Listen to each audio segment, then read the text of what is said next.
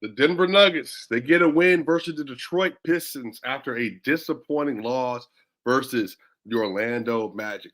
The Nuggets, man, if they just would have taken care of business again and back to back, they might be cruising towards taking over the 1 seed. But they get a win, bounce back game for Jamal Murray. Nikola Jokic gives you one of his patented low usage, low scoring games versus a team that he doesn't really need to get amped up for like that. Michael Porter Jr., Peyton Watson, everybody seems to eat tonight. Tap in. Let's get it.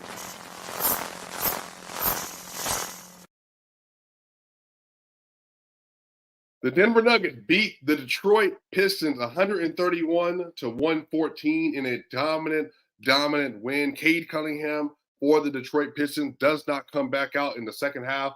The Nuggets go on a 43-28 run inside that third quarter, and they absolutely put pedal to the metal, and they get the job done, essentially closing out the game. But this was a really interesting game. The Denver Nuggets were able to get a nice bounce back game for Jamal Murray. Jamal Murray, 30 minutes played only tonight.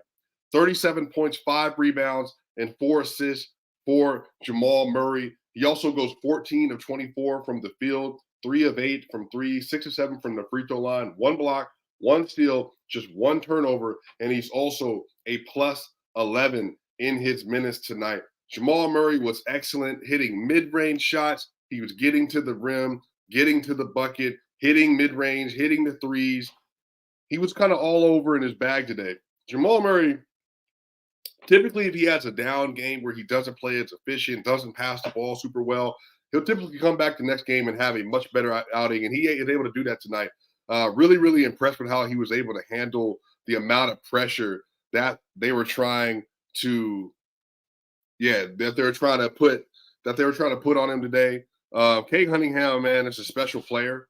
And he was playing well when he was out there. Cade Cunningham, 3-3-3, wasn't shooting well, but his size, man, like really was just giving them a lot of fits. Similar to Paolo, it's going to be a really good player. I said, I think when he was a rookie that he can be a superstar. I don't know if he can reach that peak, but I think he's going to be an all-NBA level player. Really good play from him.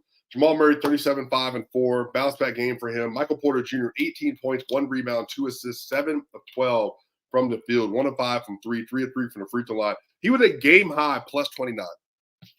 Michael Porter, last game after the Magic game where they had a disappointing loss by 2, Michael Porter comes out and said that there are things that they need to do to get other people, not just himself, involved, especially in the fourth quarter down the stretch of these games. And Michael Porter was completely correct in what he said. And today he comes out, more usage tonight, takes more shots tonight.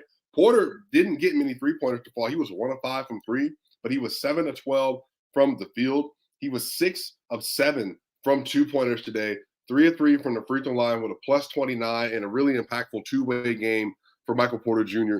And want to continue to see him to get more and more looks on the year. What's funny is this is Porter's worst volume three-point shooting year outside of the year that he was hurt. That was the 21-22 season when he played the first 9 games of the year, shot 20% from 3. Again, that was because of his back. But Porter's shooting around, I want to say 38% from 3. He's been shooting better as of late, but Porter has not had the same efficiency as a three-point shooter as we're used to seeing from him. I mean, like 42 to 44% from 3. Now, that will continue, obviously, to get better and to go up as the season goes along. Now, I mean, he's shooting 39.5% from 3, so that's still really good. But that's not the Porter that we're used to. And again, knock on wood, glory to the Lord, Porter has been able to play every single game this year. He's played in all 38 games the Nuggets have played now. They're 26-12. Last 20 games, Porter's averaging 16 points, 6.6 rebounds. He's shooting 41% from 3, and he's shooting 49% from the field. He's also shooting 79% from the line. So more than half the season, Michael Porter Jr. has actually been playing really well. And if I go back to, I think the start of December, I think this is the 19th game. Since the start of December, he's only averaging 15 points and 6 rebounds. Porter, though, he's shooting 48, 39, 86% from the free throw line. So his efficiency is creeping up. It's getting better and better, but we'll continue to see him get more volume, hopefully, as the year goes on. But Aaron Gordon, only 20 minutes tonight, didn't need to play a lot. Eight points, 1 rebound, 1 assist, 3 of 4 from the field. He was a plus 10, really solid minutes from him. KCP played 36 minutes tonight, a lot. 18 points, 4 rebounds. He was 3 of 6 from three, bounce back 3-point shooting game, 6 of 10 from the field. He was also 3 of 3 from the free throw line, had a block and 2 steals, and he also was a plus 12 in his minutes tonight. I believe he led the entire team in minutes, which he did. KCP, man, he just offers so much for what the Nuggets want to do, and especially because Jaden Ivey is a very explosive, smaller guard, and he even got matched up on Cade Cunningham at times. They want to make sure that he's out there, take care of that. KCP shooting 40% from three and 90% from the line on the year. And again, first team All NBA defender, arguably 1.4 steals a game. And tonight had 2 steals. He's really been a phenomenal defender so far this year. And KCP's also played every game but 2 when he had the concussion symptoms that he was experiencing almost about a month ago at this point in time. Again, Michael Porter and KCP down as 3-point shooters relative to where they were last year. But again, their efficiency's still been really good so far this season. And let's see, KCP. Let me see. KCP last. I think he's getting a little bit.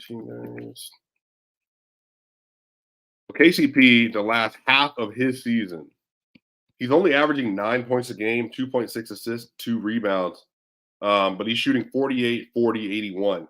So his volume has gone down. His shot attempts haven't been there a lot. This is the most attempts he's had today since the Memphis game. And then he had 13 attempts versus Golden State. He's only had in the last 18 games 1, 2, 3, 4, 5 games with more than 10 attempts or 10 or more attempts. So double-digit attempts for KCP. Now, a lot of that is, again, he's a role player, and so he doesn't take a lot of attempts as it is. But even his 3-point variance, he's not getting up a whole lot of 3-pointers. He only has 4 games in his last 18 where he's attempted 5 or more threes. He's really been stuck around 3 attempts. So interesting. I definitely would like to see him get up more attempts because he's a very good 3-point shooter. Some of this is just the flow of the offense, though, and how they've been dealing with it. But good game from him. Nikola Jokic tonight, 25 minutes, 4 points on 2 of 3 from the field, 7 rebounds, 16 assists, 5 blocks, and he was a plus 16 in his minutes tonight. Joker, and I've told people this multiple times. I've been telling people this for a while now, and you can go back to the Chicago Bulls game from a couple years ago, the Portland game from a couple years ago, the Charlotte game from this year. There were multiple games last year. Kendrick Perkins even called him a stat pattern for not taking shots last year because he had like 5 games or 6 games up to like March 1st where he had taken, I think he had scored less than 10 points or been in the single digits in shot attempts as well. Joker doesn't, that's just not the way he plays. He does not care to destroy bad teams because it's bad basketball. I just genuinely don't think that it's a part of his nature for him to need to do that, to prove a point or to stat pad like that.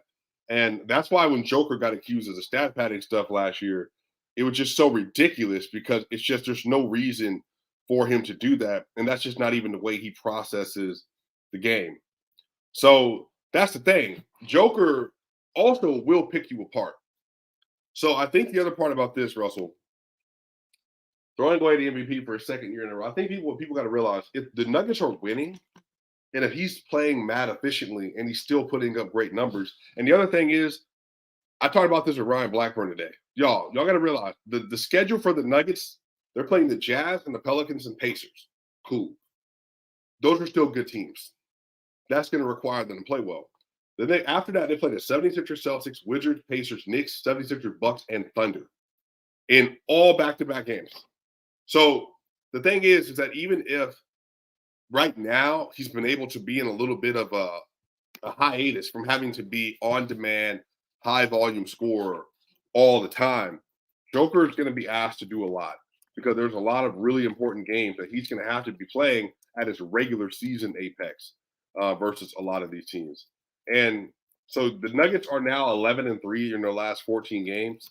And Joker over that stretch, he's averaging 21 points, 10 rebounds, 8.7 assists, 65% from the field, 48% from three, and 91% from the line. He didn't have any free throws today, by the way. Again, Jokic has gone three games in the last 14 without a single free throw attempt. Joker is just in a place right now where there's just no point. Like, what's the point in him just proving that he can just hit whatever shot he wants to hit? He's shooting really well from the free throw line. Let's see, Joker, since the game versus the Brooklyn Nets, see, we got 5 of 5, 7, 25 of 25, 28 of 28. Let me see here. So we got free throws made, 5, 7, 25, 28, 29. And then Joker is at, so that is 35 of 36. And then he's 38 of 40. So he's 38 of 40 in his last 7 since the Nets game from free throw, which is incredible. And he's 59 of 65 in the last 14 games. And then from a three, he's averaging 4 threes a game. Or, well, he's only averaging 1.5 threes a game, but he's shooting 48% on those attempts. So a lot of this is Joker is just kind of playing to the Nuggets' strength right now. Everybody's eating, and everybody is getting the job done. So he just doesn't need to get a lot of it done. And so, again, man, if it wasn't for a just absolute collapse versus the Magic, and then on top of that, the game versus OKC, in which they were closing with Christian Brown and Peyton Watson, a couple things change up. And I believe the bench unit in that Thunder game is also the reason why. Let me look at that game again. Yeah, the starters were also in the minus that game. Yeah, they were a +8. And then down the last 3 minutes and 15 seconds of that game just completely just tanked it. So the team is playing well, y'all. But Peyton Watson, y'all, has been incredible. And I told y'all about Peyton Watson years ago when they drafted him. Peyton Watson today, 16 minutes played. Or sorry, Peyton Watson today, rather. He had 23 minutes played, 15 points, 6 rebounds, 1 assist, 4 of 10 from the field, 2 of 4 from 3, 5 of 5 from the free throw line, 1 block, 1 steal. He was a +7 in this minutes. He's just an incredible player. He got pushed in the back by Sarr Thompson today and ended up going crazy after that. Had 13 points inside the third quarter, I believe, as well. Multiple three-pointers, multiple rim runs, transition dunks, all of it. Reggie Jackson, 13 points, 3 rebounds, 9 assists today on 5 of 7 from the field. He was a +14. Great game for Reggie Jackson. 7 points for Christian Brown. DeAndre Jordan, 9 points and 7 rebounds. He was a +7. Christian with a +6. Nuggets dominated. They shot 59% from the field. They shot 37% from three, 87% from the free throw line on 31 attempts. Had 13 turnovers and 35 assists, almost 3-1. 38 rebounds, 6 offensive rebounds, 10 blocks to the Nuggets today, 6 steals, and they took care of business. And the Denver Nuggets, their next game is going to be Wednesday. They have 2 days off. They play at Utah, and then they play on Friday versus the Pelicans, and then they play versus the Pacers at home. So at Utah and then 2 games. I did say that today on Swiping with, well, Ryan and Swipa, Weekends with Swipa, I said I think the Nuggets go 4-0 this week. And I definitely think it's possible, man. They're going to have – Utah's going to score. They're going to be a good team to play against. The Pelicans and the Pacers are going to come in wanting to get those wins. But I think where the Nuggets are right now, they really should be focused on trying to get that done. The Nuggets are now just a half a game, y'all, out of first place. A half a game out of first place. I'm telling you, man, back and win. They won 11 of the last 14. You win these 3 this week. The rest of the week, I'm telling you, man, you're going up and up. They're now a full game above the Thunder. They're only 2 games above the Clippers. The Clippers have won 5 straight, and I believe they just beat the Lakers. Again, is that game over? Let me check. I don't think. And the Raptors just tore through the Golden State Warriors as well. Let me check this real quick. I know that the Clippers were winning. The Lakers were playing good nonetheless. Yeah, the Clippers are up 55-52 right now. The Warriors today, the Grizzlies just beat the Suns. The Warriors got beat 133-118. Goodness gracious. Pascal Siakam, 16, 6, and 6. RJ Barrett, 37, 6, and 6. And then Steph Curry, 9 points. All right, bro. Minus 17 for Steph Curry. 9 points. All right, bro. Cool. Well, y'all, yeah, we'll see. We'll see how that Clipper games goes. The Mavs did beat the Wolves tonight. I got a bunch of basketball to catch up on. As you can see, I've been fully locked in on the Nuggets game, y'all. But y'all know what time it is. Make sure y'all like, share, and subscribe. We'll be back here soon. I got a special guest coming up, I believe, this week as well. Tap in, y'all. Know what time it is. I'll see y'all.